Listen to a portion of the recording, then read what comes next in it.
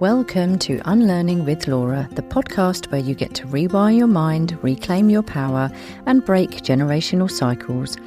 I'm Laura Stiles, clinical hypnotherapist and mindset coach, and founder of The Mindful Generation, the place where parents come to transform their lives and live with more purpose and freedom. Let's dive in. This episode is brought to you by Carrie, a screen-free voice messaging device designed for families who want connection, safety and independence without giving children a smartphone.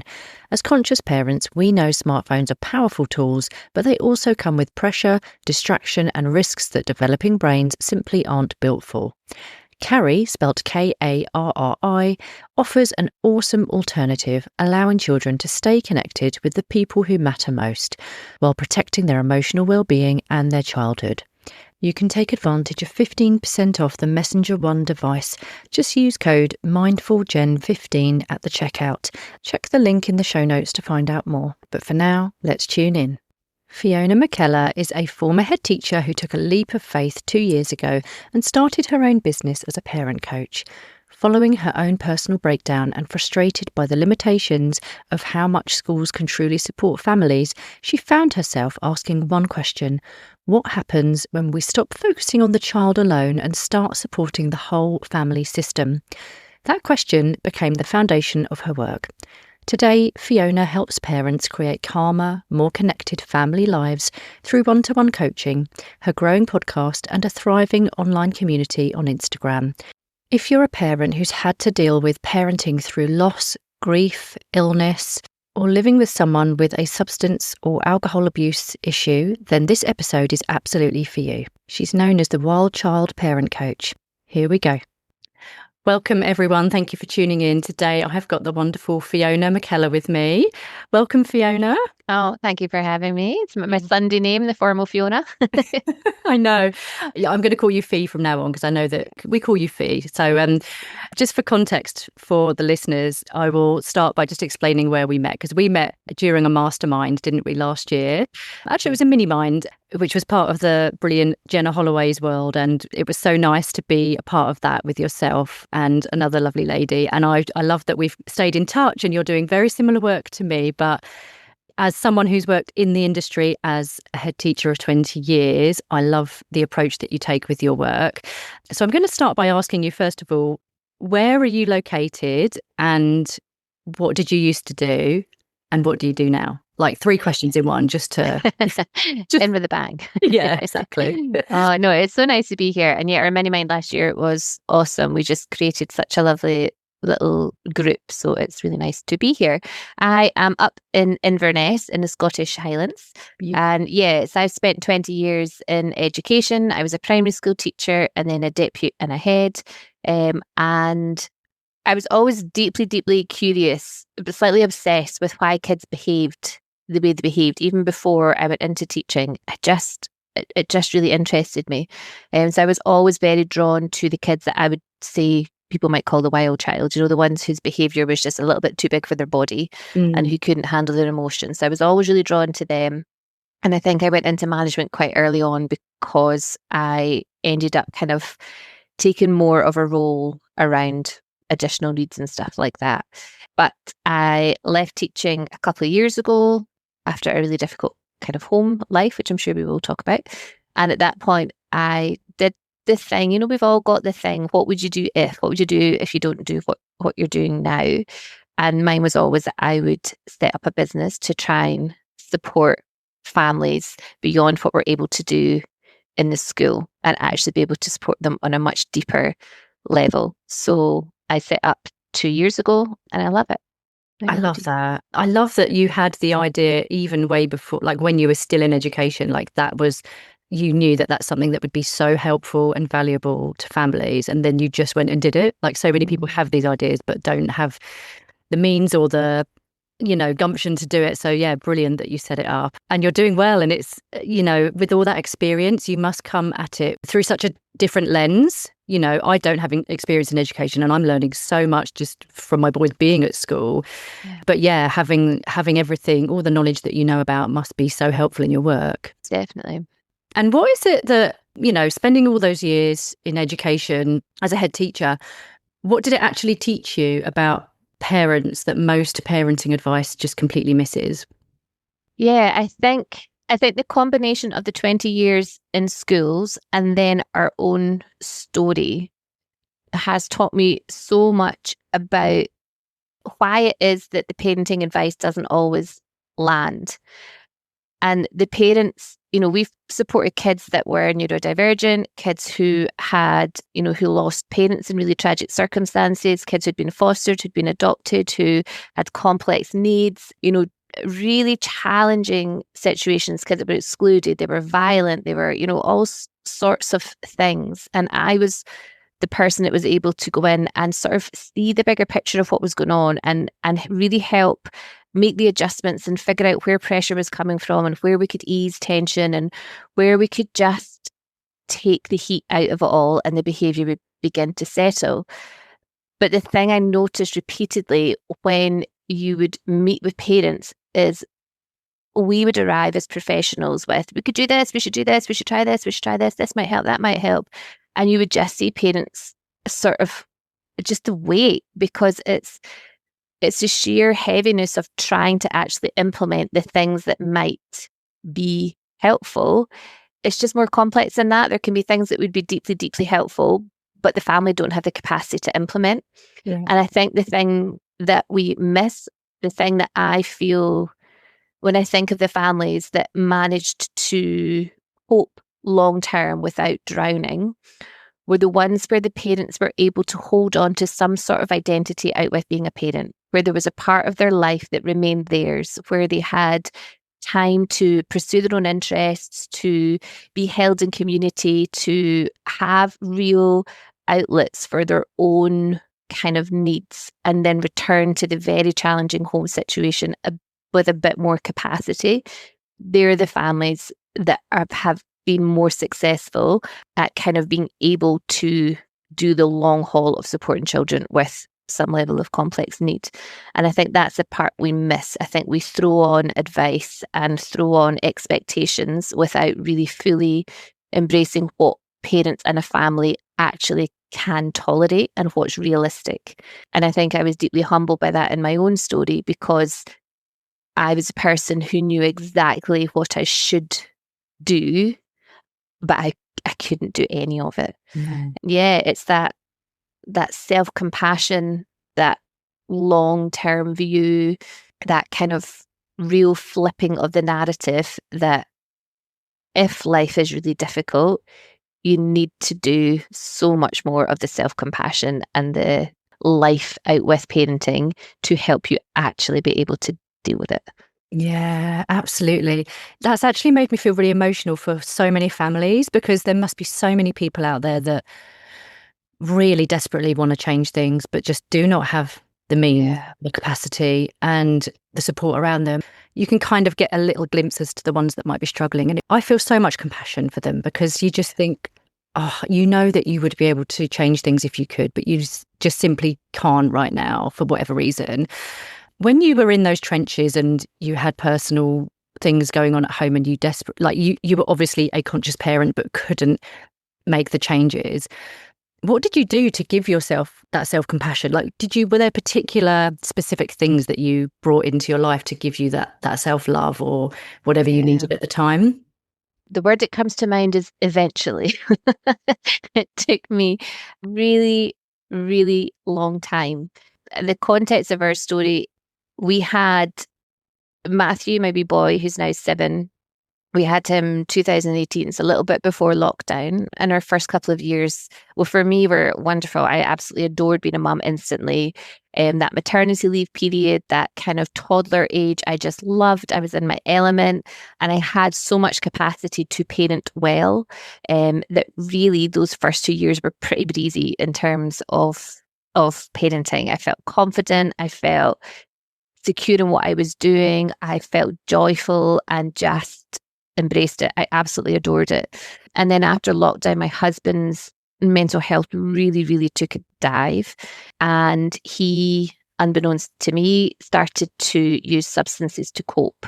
Mm. And we basically, although I didn't know that was what was going on, during that time, we moved house into a bigger home, and a job came up that was a return to head teacher roles. I'd stepped back when I was pregnant or after he was born.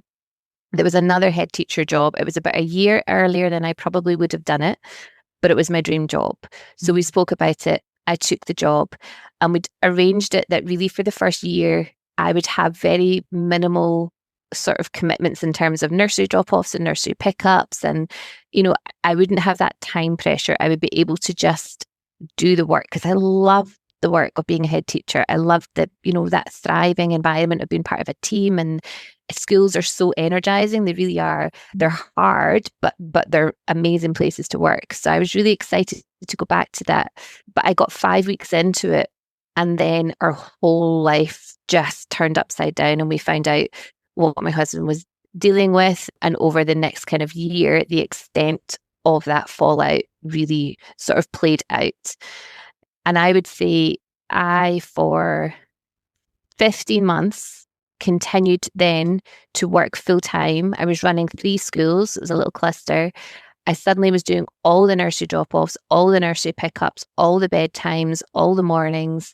And my wee man, because dad suddenly wasn't there and he was aware of all the stress, he crumbled, and he was having meltdowns that would last hours. He was waking up at 3 o'clock in the morning and crying till 7 o'clock in the morning.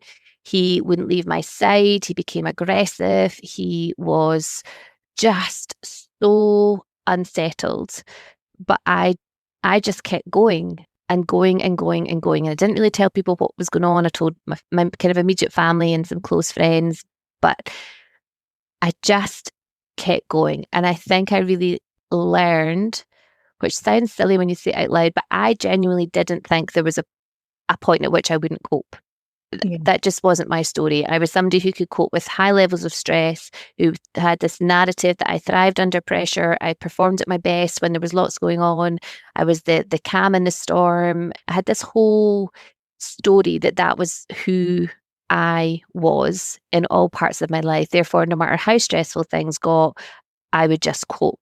And, if you've walked addiction, the stress of it is unbelievable. The person is so chaotic, is so unpredictable, is so careless and reckless with their own life and with your kind of safety and stability. And it's such a derailing story for everybody, for me, for him, for the extended family, for our son. It is the highest level of stress I've ever experienced, and for a prolonged period of time.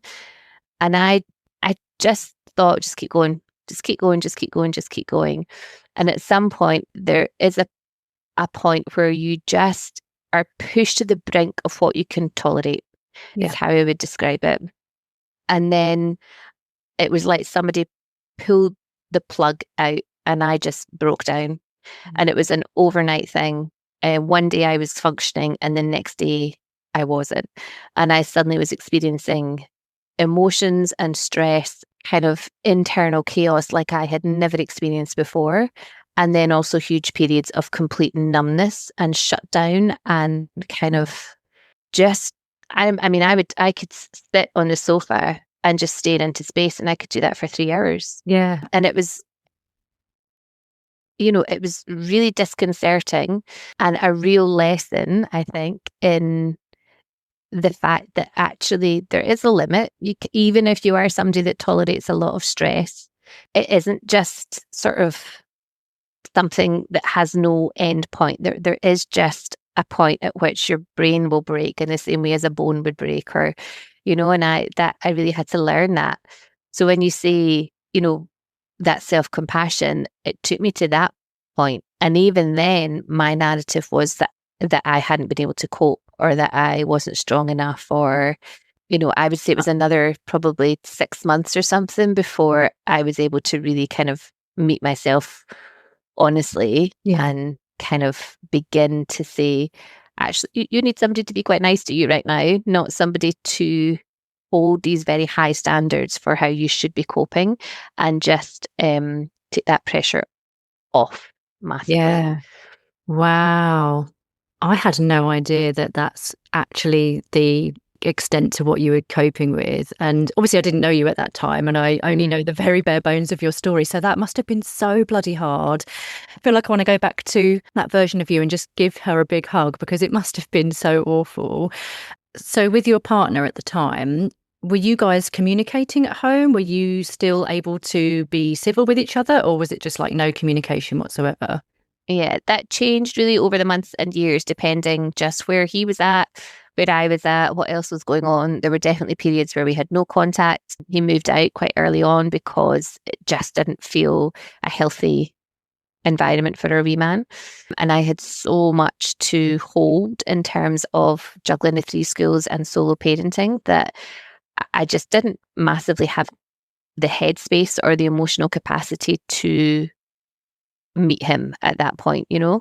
Yeah. And at other points, he was doing really well and communication would open up again. And just really, you know, I think we've navigated that as best we can. And I think the times when both of us have been able to communicate well, we have, and times where we haven't, we have stopped. And that is a sort of, it's another emotional stress, I think, when you are trying to parent and create a sort of emotionally safe home.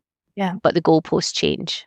Yeah. So, yeah. Totally. And little people sense it, don't they? Like what you said about his emotional outbursts and waking in the night. I mean, all of that, they sense when things are going on. But if it's like completely obvious that things are not right, like it, yeah, I mean, bless him. It must have been so hard for him. But then for you to then try and hold the space for him when you're. Yeah. And he was also, you know, he came through COVID. So he had maternity year, which was fine. But then he was about 15 months maybe when COVID happened. So just as his world was opening up and he was delighted to go to grandparents and visit friends and go swimming and do all these, you know, things that you're just sort of stepping into at that age, suddenly the world shut down. And then his only contact was me and his dad. And then suddenly there wasn't even his dad. Yeah. So the whole sort of combination of his first kind of 3 years, it just left him so insecure and so, I think, unsafe. And the way it presented was that he just could not let me go. So he was in physical proximity with me. The minute I got home, it was like cheek to cheek, arms around the neck. Like he wanted to sleep with me. He wanted to eat with me, like on my lap. He, you know, he wouldn't go to anybody. He wouldn't go to my parents. He wouldn't go to my best friend who like was like a second mum to him.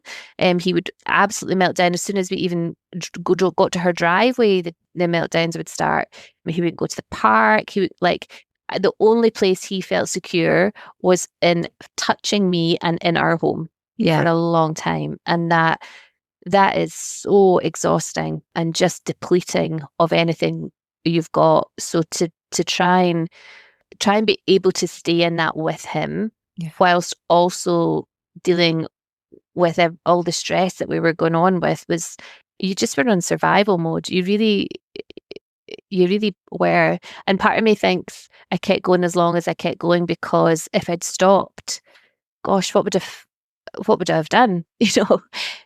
Yeah. You just kind of got through it.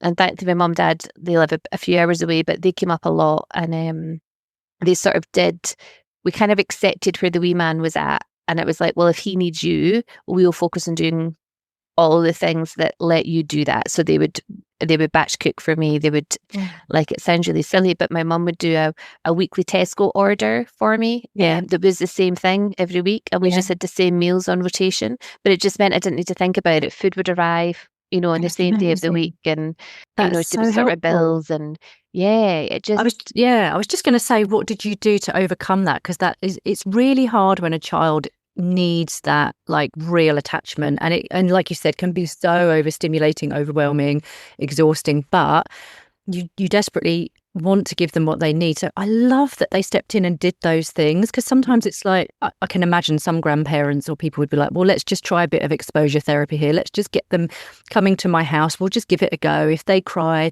it's fine. It will get easier each time. But I love that they were like, no, we've got to support you and him, and we'll actually just do what we can to lighten your load. That's so helpful. And I think part of it, you know, I think we did try, you know, with the health visitor involved and everything. And I think there was an awful lot of let's try this. You know, he just needs to get used to it. Just go, you know, let's build it up. Let's take him here. And I think it was only as people saw how extreme his reaction to those attempts was that they began to kind of be like, oh, that's not really working, is it?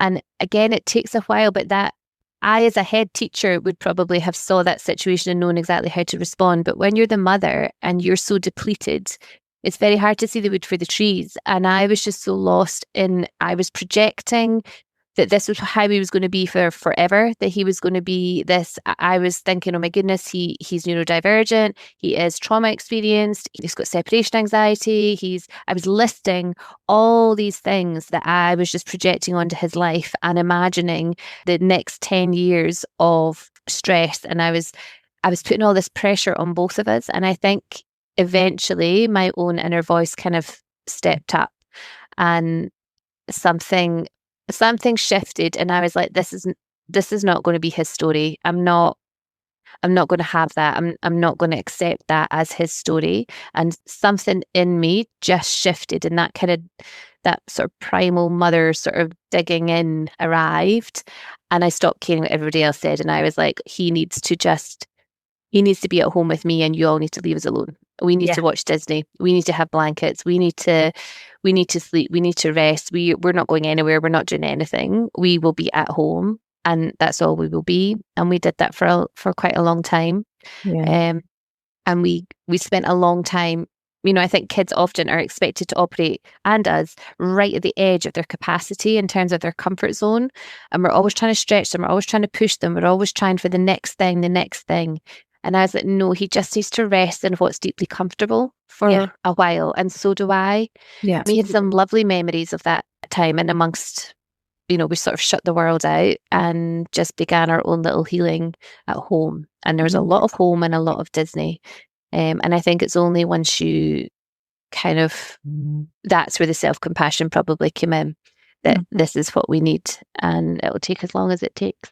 Yeah. Well done. Because it's really hard sometimes to, especially if you are someone who is, you know, a high achiever and thrive off of stress, like eventually, I think it's just that kind of way of accepting and trusting and knowing, like, actually, we've been through a lot, but this is our time to just slow everything down and build safety in our nervous systems. And this is the only way we can then build capacity again. And it's just completely, I think when they, obviously you and him, but like going through trauma like that, and obviously, like you said, sort of separation anxiety would have been huge for him. Just slowing everything right back down and getting back to basics was the best decision, I imagine. For sure. And everything repeatable, everything predictable, everything familiar. It was, and a lot of the things, like, you know, being really, really strong in what I felt was right. So a child with separation anxiety, the absolute worst thing you can do is leave them without telling them you're going. And a lot of families do that with the best of intentions, because they think, well, they're happily and settled. I'll just sneak off because it's so upsetting for them when they know I'm leaving. But that just prolongs the problem. The next time you try to leave, you're going to have a much bigger issue. So, you know, there would be times where, as we were beginning to get through and he was settled, and I would go back and people would be like, why are you doing that? He's fine, you know, you're just making it worse. And I was like, no, this is what this building this security back up. I have promised him I will not leave him without telling him, even if it makes him upset. I will not leave without letting him know I'm going. You know, so, and I think that part of acceptance, you know, I tried to go back to work. I went back to work 4 days a week for 1 year. And I feel like I honoured the commitments I wanted to honour there. And then it was that, and now, guys, I'm out. Like, this is, my wee man needs me. I cannot be what he needs me to be and continue as a head teacher. So it was walking away. It was I had no savings. I had no business plan. I just had an idea. And, you know, I kind of, just a heart feeling that this was what we needed to do there and then. And lots of people are like, that's so brave. And I was like, I think it's just that your life isn't bad enough. Yeah. I think, you know, I don't know that I would have done it if you had another option. Yeah. It's that acceptance, I think, that, well, it can't be this, because clearly that isn't going to work. Yeah. What is it? Do I step back down to class teaching? Well, I still didn't feel I'd have the flexibility I needed. I needed that if I could not work for 4 weeks, then I wasn't going to work for 4 weeks. And I just really trusted that it would work out. And it's not been without its problems, but on the whole, it's absolutely been the right move for us. Yeah. I'm just so inspired by this story, and I have so much respect for you, because doing it as a solo parent as well, because then you've also got like, you're in charge of all the bills, you're in charge of all the rent, you're in charge of everything, and now a business, which is another baby. It's so hard. I'm seeing more and more mums navigating this, and I just think, wow, like, take my hat off to all of you, because and you're making it work, and you're doing something that you're super passionate about, which I think really helps. There's no point in setting up a business for something that you absolutely hate. And when was it that when you made that decision? What year was that you set up the business? 24. 24, yeah. Or I'm just coming to the end of my second year. Yes. Yeah. Okay. Yes, I was off. Yeah, I think I went back 23, 24. I did 4 days a week, and then 24, I walked away. Yeah. So your routine now is you do like drop-offs, pickups, you work around school hours. He gets his needs met. And how is his separation anxiety now? Because this is something I see a lot.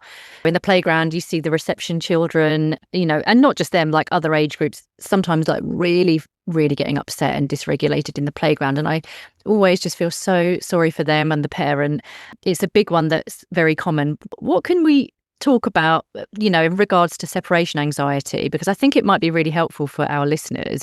Yeah. What worked for you guys? Yeah, I think a lot of it is it's understanding why separation anxiety makes sense from the child's point of view and what it is they need from you in order to move through it. So it does make sense. You are the person that provides everything for them. To be separated from a key caregiver for a child feels like a threat on their life. You're the person that literally feeds them and keeps them safe and loves them. You're their emotional safety. So it's terrifying. And I think the big part is, in order for them to begin to cope with it better, they need to have an experience of what a healthy separation actually looks like. And what we can sometimes do is either avoid separations altogether, or join them in how upsetting it is, and sort of inadvertently signal to them that they're right to be so concerned about this separation, and we can sometimes say things like, it's okay, I'll be back later, don't worry, it's not long, I'll be back before you know it. And those things are well intended, but they kind of send the message that you are right, you are only okay when I am back with you, and you're going to have to cope and endure with this horrific period where I'm not with you, and eventually when we are returned to each other, all will be well again. Mm-hmm. And it comes from a place of wanting them to feel comforted, but the underlying message sometimes is that I am the only person that can comfort you, and you're right to be absolutely terrified right now. So for us, and for, I've worked with hundreds of families arriving to nursery or school dealing with separation, and it's that grounded response from the parent of, I am really confident that you've got this. And I'm really confident that even though this feels really hard for you, I can be really secure that it's okay and it's going to be okay. And it's having that, we would have a really clear separation plan. So he would know exactly when the separation point would be. He would know exactly what I was going to say. He, off his own back, the little foil confetti that you sometimes get in greetings cards, mm-hmm. He asked if he could have some in his pocket and I could have some in my pocket. And that was his wee thing. And the key line for us I would go and I would say, Mummy's going to leave at this point, and then I would just look at him and say, I will leave even if you are upset, and I know you'll be okay, and I will see you at home time, and I can't wait to hear about your day. And I would say it so slowly and so calmly and with such kind of confidence that even if he wobbled, I was given all the messages that he was fine, and he would go off, and then I would probably go and crumble and cry and be upset because we fake it a little bit, don't we? Yeah. But it's only through the repetition of that same experience that they begin to hear that actually separation is okay. And you can do it for little short windows and build up how long they're doing it for. You can do it that it's a separation with a person they know really well, or an activity that they really enjoy. So you can kind of practice the separation point in different ways. So for a while we thought that it was better if I did the separation from the house and left him with my mum and dad in his house and went away somewhere, he coped with that one better than being left like at their house. So we kind of, you kind of start from where they're coping slightly better, if you like, and practice it there. And we would play, that makes a massive difference. Reading books, we would go to the park and he would pretend that he was dropping me off at school, and like school would be by this slide and the house would be at the roundabout, and he would take me there. And sometimes I'd pretend to be really upset, and sometimes I'd pretend to be really happy, and sometimes I'd pretend to be really scared, and he would sort of coach me as if he was the parent. So all those things, just the experience and the normalizing and practice of what a healthy one looks like, will begin to just feed that narrative that separation is safe and you're okay. So helpful. Thank you for that. I think that will be really, really helpful for a lot of listeners because, like I said, it is common. And I think it's so common for that particular cohort of that age children. Because of COVID, you see it a lot with those year groups. I feel like I see it more with those COVID children than others. Briefing them, like prepping them in advance. I think a lot of people may not think to do that. And the play thing is huge. Bringing in play to anything you can with children is always so helpful. Okay, so just going back to living with someone who was battling addiction and just how bloody challenging that would have been, what would you say to someone who is in that boat? Like, what would you say if they were struggling around the parenting side of it? Or actually, perhaps they're just in survival mode. What words of wisdom would you give to a mum who's in that position? I think addiction was probably our context, but I think for other people, that context is a cancer diagnosis, it's bereavement, it's, there are so many circumstances that can push us to the same state of parenting from a point of complete depletion and really being in the trenches. And I think that is the most challenging thing I've ever done. For sure, is just how you keep showing up day after day and giving part of yourself that you don't feel is available to give, if that makes sense. And I think what I would say, I think you have no idea what you're capable of. I think your body is incredible. And particularly when that maternal instinct is there, I think we are mighty. And it always amazes me how we think there's nothing left, and yet there's a little bit more that gets us through. Sleep, my word, if you can do anything, sleep and sleep and sleep. Simplifying it, and the same meals, removing decisions, removing transitions, wear the same clothes, eat the same food, go to the same places. Don't try and make it fancy. If they like going to a park, go to that park every day. If they like going swimming, and that's not stressful for you, do that every day. Take away anything that is stressful and just make it easy. And advice. And I think almost too much preparing for the worst, that mental projection, that braced energy just drains you of the energy that you need to actually cope with what you're coping with. So if you can just focus on what this morning looks like, or what today looks like, and what would make today easy, what would make today simple, where might there be a possibility for some joy or a possibility for some laughter? Is it playing your favorite song? Is it wearing your favorite scent? Is it lighting candles? Is it curling up and watching a movie that makes you both feel good? Like, where are there little glimmers that you can build into the day and forget about tomorrow? Just focus on today. Because I think we just need that period of being held, of slowing down enough to meet yourself in it before you're ready for the solutions and the next step and the way out of it. You need to be maybe in it first. And I, for sure, not the same person. I'm much stronger. I'm bolder. I bet your boundaries are like rock solid as well. I'm very good at saying no. Mastered that. But I am also more compassionate, and I'm more gracious, and I'm more tenacious, and I'm, I think it is that cliche, but it is just those hard times that form you a little bit.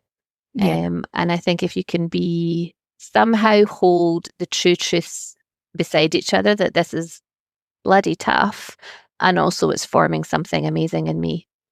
that will shape me for the better. Yeah, that's a really beautiful way to look at it, actually. To think like this is shaping something new. And it's almost that kind of like caterpillar butterfly analogy. Like, I'm just going through a bit of a transformation here. Yes, I'm in the trenches, but it's all going to work out well in the end. Yeah. And It does. It forces you to meet yourself, really meet yourself, and yeah, all the bits of you that you've maybe tried to hide, and the bits of you that have felt irrelevant, and the kind of depths of who you are and who you're maybe capable of being. And there's lots of parts of my story, like faith and relationships, and all of that sort of, when life is sort of ticking along, you sort of just take it all for granted, or you don't give it a huge amount of attention.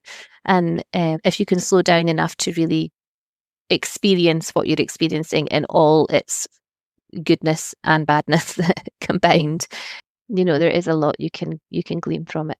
that's really helpful. And what do you think, you were just saying they're like really simplifying and scaling everything back to like a very simple routine, which I think is such great advice.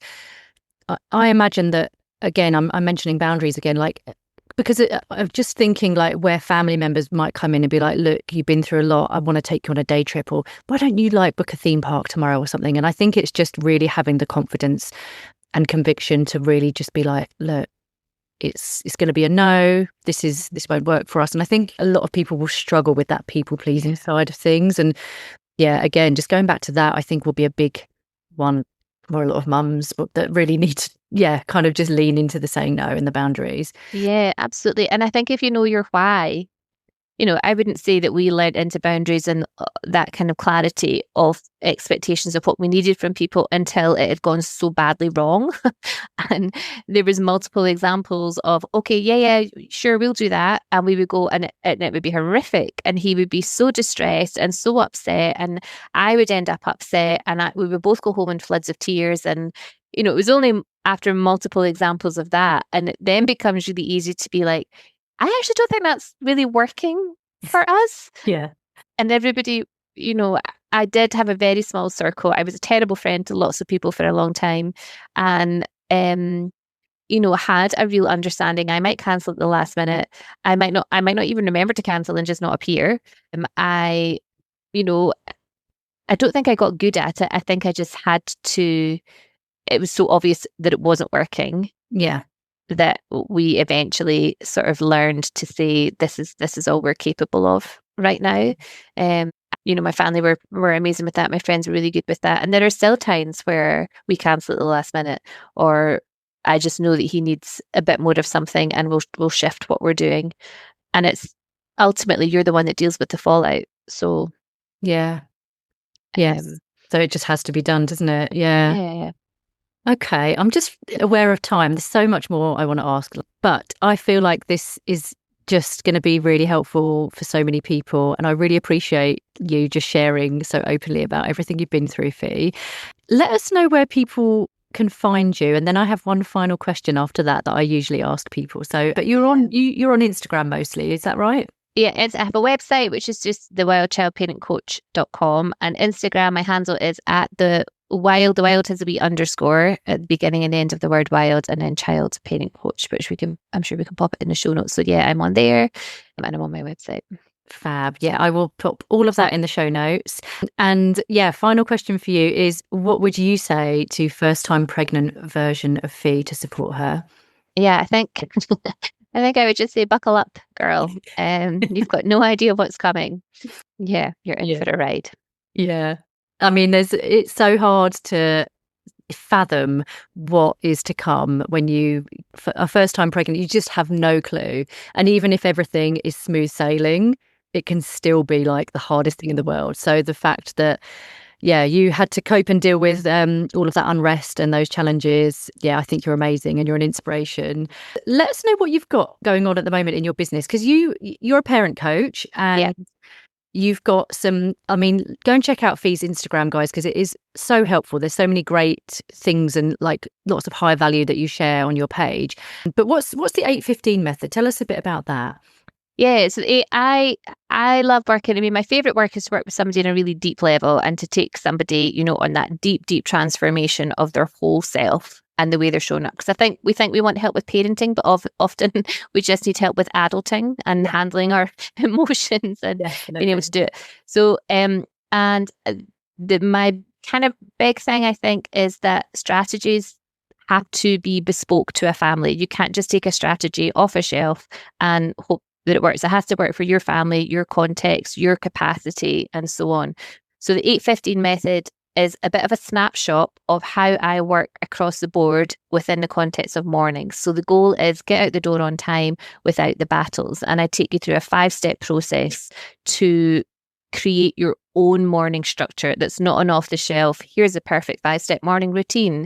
It works with what's happening in your home in a very real way. And we do things like time how long things actually take so that you're working with accurate data, not just winging it. So yeah, it's a free resource. It's a PDF, and then you get 5 emails that take you through the 5 different steps each day. And at the end of it, folk have found huge breakthrough that they are suddenly arriving to school on time, not stressed, nobody's yelled, everybody's got what they need, there's no forgotten water bottles or missing shoes. And it just is an example of how by being that intentional, you can really shift what's going on in your home. Oh, I love that. And so can people get that as a pop-up on your website or through your Instagram? Instagram. So it's on my website. Can't remember if it's on there, but through Instagram's the best way. It's in my bio on Instagram, and you can just click it and sign up for free. Fab. That sounds awesome. Oh, nice one. Oh, thank you so much, Fee. It's been really lovely to chat to you. And it's been a joy. Thank you for joining, and take care. Thank you, Laura. Bye.